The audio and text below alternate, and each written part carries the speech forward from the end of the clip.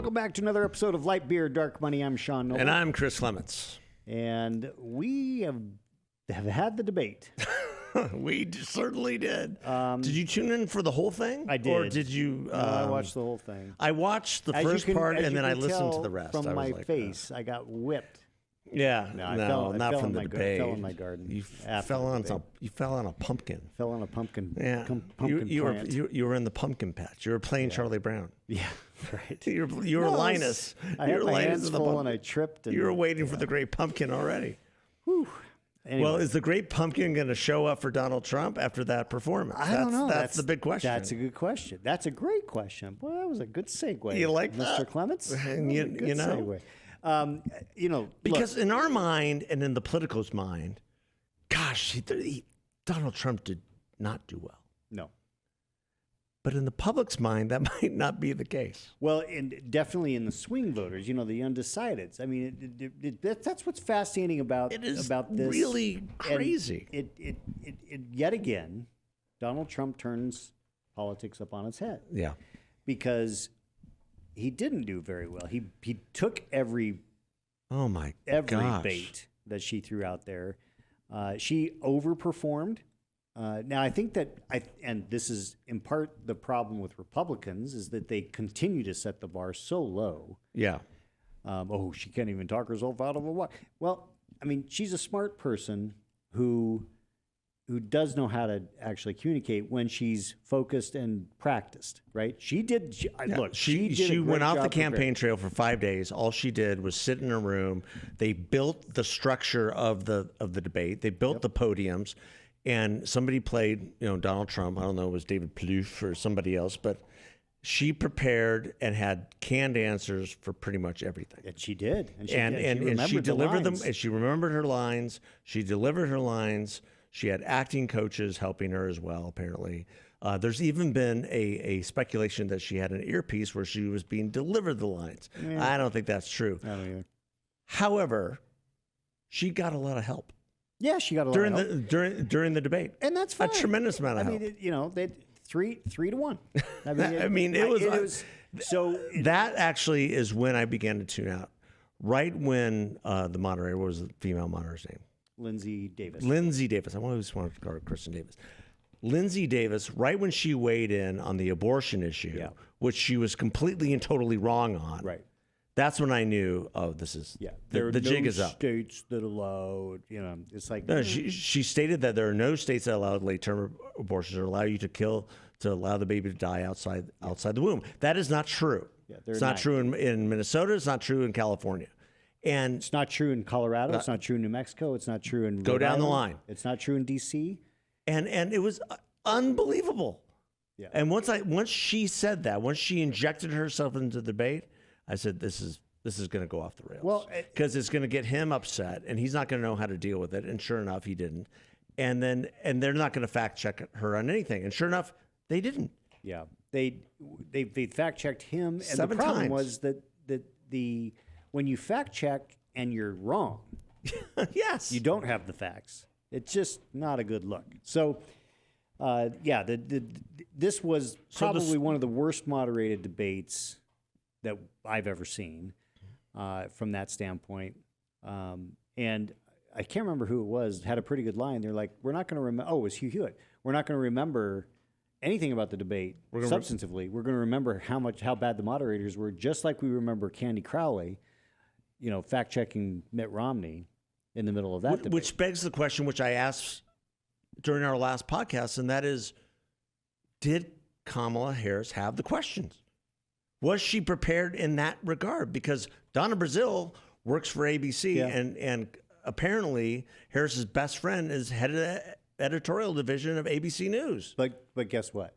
It didn't matter. It didn't matter. The questions because she was not going to answer what she didn't want to answer. Well, she didn't answer. That was the other thing. She didn't answer anything. Yeah.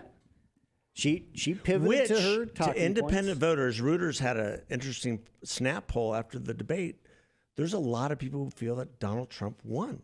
Yeah. And especially on the issues of the economy, on the issues of the border, and issues of foreign policy. Right. And her snarkiness, the split screen did not help her. No, the snarkiness and the sort of She wanted. There's a couple times where it looked like she wanted to cackle and she didn't. Rightfully so. That would have been a bad look. Right. But the split screen, just like with the first debate, did not help her. Yeah. At all. So yes, did she win on polish and presentation, perhaps? But, but the proof is going to be on policy. The fact that he took the bait on everything that she did. Oh my gosh. I was surprised by that. But he is who he is, and I don't think he said anything that anyone was surprised by. No. Because it's just Donald Trump, and he kind of goes off the rails. That's who he is. So my take on it in the immediate aftermath was moderators were terrible.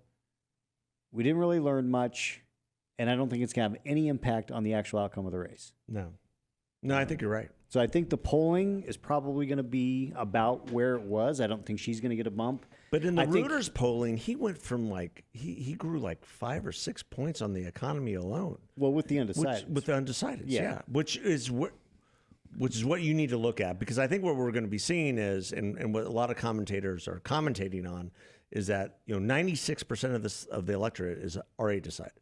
Yeah, they're baked in the cake. Yeah, you're either voting for Harris or voting for Trump.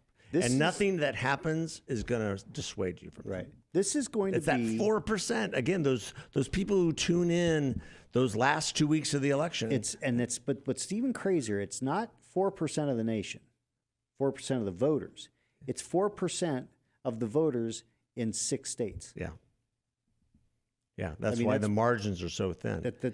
And that's why even if it's a 50-50 race, you got to think Trump is leading in a much more measurable race. If this is a 50-50 race in the polling, then Trump's going to win.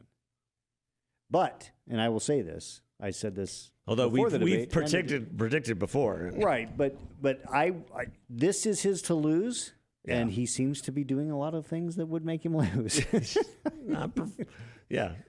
Not being especially prepared for her is putting unbelievable. Himself around. I mean, the fact that this woman named Laura Loomer, who oh my gosh, I heard about that this morning. She was on the plane with them. Stunningly, I saw a tweet from Marjorie Taylor Greene saying that she was, this is outrageous and completely racist. It was a tweet that Laura Loomer had done a couple days earlier, saying that if Kamala Harris gets elected, the White House is going to smell like curry. Yeah, that's racist. That was ridiculous. Because guess what? The Naval Observatory, if J.D. Vance gets elected, might smell like curry too. Yeah, right? exactly. I mean, it's like, come on. It's so dumb. It's absurd. But think about how extreme you have to be for Marjorie Taylor Greene to say that you're extreme. That is true. That is true. And that's become the Republican Party. Oh, yeah. Speaking of the Republican Party and stupidity. Oh, here we go. Oh, my gosh. Okay, so this came up in the debate. Eating pets, the Haitians eating pets in Springfield, Ohio. Yes. So that was some Facebook post that happened a few days ago or whatever. It's become a big internet thing, right? Yeah. It's an extreme sort of depiction of what's going on in Springfield, which is dire, by the way. Well, it's dire because it's like a third of their town is now, well, and people have died. Yeah. And geese are afraid. Well, so I don't know if cats are afraid. I don't know if dogs are afraid, but geese and ducks are afraid. I think they are, because they all this internet meme stuff about cats and meat, geese and ducks and whatever. I mean, if you're not online, you don't know anything about this. So the Republican Party of Arizona, in its infinite wisdom, decides, let's take an internet meme, let's make up a little thing about it and put it in billboards. And so they put up a series of billboards that are kittens dressed up like cows, that in the model of the Chick-fil-A billboards. Okay. Eat less kittens, vote Republican. That makes no sense. Exactly. That is ridiculous. My take on this is when that you've lost your bearings about how to actually persuade undecided voters in a swing state. They take an internet meme They complicate it. They that put it on people a billboard. are joking about, but at the same time serious about what the issues that are happening. Well, and it makes a joke about a serious issue, and it also makes you look like you're weird. Yeah. So guess what? They leaned in on the Tim Walz weird people. Yeah. Yeah. We just handed them something on a silver platter for that. Yeah. Yeah. There's and it's something that's not even an issue here. No. It's not even an issue here. It's Who not the even fuck cares? and nobody here is really paying attention to what's going on in Ohio. No. And let Ohio pay attention to Ohio. Exactly. And it's a tragic thing. It's a tragic thing that all these Haitians have been brought here in the manner that they have, not assimilated, not understanding the culture, not understanding and anything actually about the Haitian stuff in Ohio is not a border issue. Because they were flown directly from Haiti to Ohio. It's not a border issue per se. It's an immigration policy issue, obviously. Right, and it's so to give them we to are a protected border status. state. We are a border state that has this issue in our backyard that has nothing to do with what's going on in Haiti and Ohio, and they bring this here. Why? I mean, it's just a complete waste of money. They are losing votes again. We have a Republican Party. We have Republican candidates who lose votes rather than add votes. Well, I mean that goes to the Senate candidate right now, right? 100%. Practicing the politics of subtraction rather than addition. Yeah. That's what happens when you record the head of the Republican Party, and then torpedo him and. When he's actually the best thing that was going on with the Republican Party at that time. And what I would argue, I think Jeff was doing as best as he could do with the chaos that was given to him. I agree. And he was tied in with Trump. Yes. And tied in with the grassroots. Right. And tied in with the business community. And tied in with he was getting to the donor class because he was going to and meeting with them. Yeah. The new person has done nothing. Nothing. No, she's put billboards She's done nothing. with cats dressed up as cows. Yeah. And saying don't eat kittens. Yeah, vote Republican. That is insane. So maybe, and this is, I just wanted to raise this because we've talked a lot about Reagan lately because of this Reagan movie. Yes.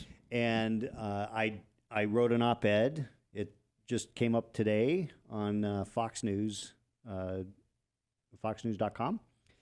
It's called Reagan's Enduring Message for Republicans as They Do Battle in the 2024 Campaign. Reagan, the movie, reminds us what greatness looks like, feels like. Yep. So take a look at that. It's a lot of what we'll be reposting that. Yeah, a lot of what I put in that article we've talked about here on the podcast. Great. Shockingly. Fox News, too. Yeah. Yeah. Well, I mean, listen, I'll say this. If Harris and Trump do agree to additional debate, which after the debate, she's like, we need to do another one. Only on Fox. Only with Martha and Brett. I think that's the only. Only with Martha and Brett. I would not, but Trump on morning show, whatever the morning show is on Fox. Yeah. Fox and Friends? Fox and Friends. On Fox and Friends, Trump specifically said, I'll do Fox, but not Brett and Martha. Why? I don't know. They're the fairest of. Okay, then you know what? Bring back Megyn Kelly. Then finally you'll get some questions. On both sides. You'll get some zingers, and Harris won't be able to hide. He specifically said he didn't want Brett and Martha. Yeah, but he's going to get Brett and Martha. They're the team. If they do it. Yeah. I mean, what he's going to get? Brett Hume? Come on. Well, Britt's at Britt's there. Yeah. I don't know. Jesse Waters?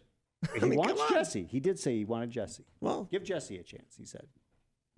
You know, I like the idea of having someone from the left and somebody from the right, and then just having them cross-examine both candidates. They did do that in 2016. Did they?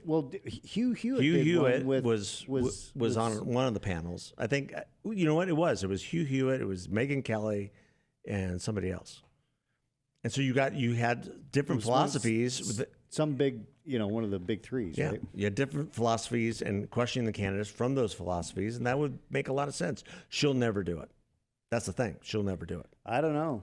Because they're feeling pretty those bullish. moderators were so helpful to her. I mean, basically throwing her questions and answering them for her again. Well, In so many ways. Trump had his issues. I'm not going to take away from that. He lost the debate. But she didn't. But it was ridiculous. There was no demand of the actual answer. Oh my gosh. No demand of that. Well, and even on the points that he was bringing up that were factual, and she was saying, "Oh, that's a lie," and they weren't correcting her and saying, "No, back in 2019, you filled out the ACLU questionnaire, right, Madam Vice President, that specifically said that you're for transing the kids who come across the border. Yeah. Have you changed your position and why?" Right. And that was the question that was never asked of her. Why have you changed your position on X? Why have you changed your position on Y? They never asked that of her. It was ridiculous. Well, and I agree with the commentators. Like, Mr. Trump, you are a complete buffoon. Why are you such a buffoon? And he's like, well, how am I going to answer that? And then turning to Harris and saying, why do you think he's such a buffoon? Yeah. Why don't you answer that for him? Right. It was that all night long, and that's when I started tuning out. Now he got in the muck in the middle, but then I thought he redeemed himself well at the end. But unfortunately, that's when people. Yeah, his closing was great. Yeah, and he should have started with that and ended with that. And unfortunately, that's when we all go pick up our kids at dance and eat Chick-fil-A. Yeah, but he's right. If you want to do all these things, where have you been for the last 3.5 years? And that resonated with a lot of the independents. Yeah, because it's true. And so did his economic message. So we'll see. I mean, wow. And we've got 56 days. Yeah. It's not over. Despite what the press would like you to believe. It's not over. And Joe Biden is still president until the end of the month when he resigns. Well, wait. The countdown continues. We have a picture of him with a Trump hat. Anything can happen. He put a Trump hat on yesterday. And I will say this, on the anniversary of 9/11, it was good to see them all there at Ground Zero yesterday. And they were cordial and congenial to each other. Yeah. And that is what the country needs. Yeah. Needs to come together. That's absolutely. And Trump shook Harris's hand. Biden would not acknowledge him because I don't even think Biden knew where he was. But that's okay. Yeah. Yeah. It's what we know. It's what we know. All right. Countdown to the October surprise. Here we come. What's it going to be? Can't wait. Tick tock, tick tock. All right. Until then. Thanks for listening. God bless. Yeah.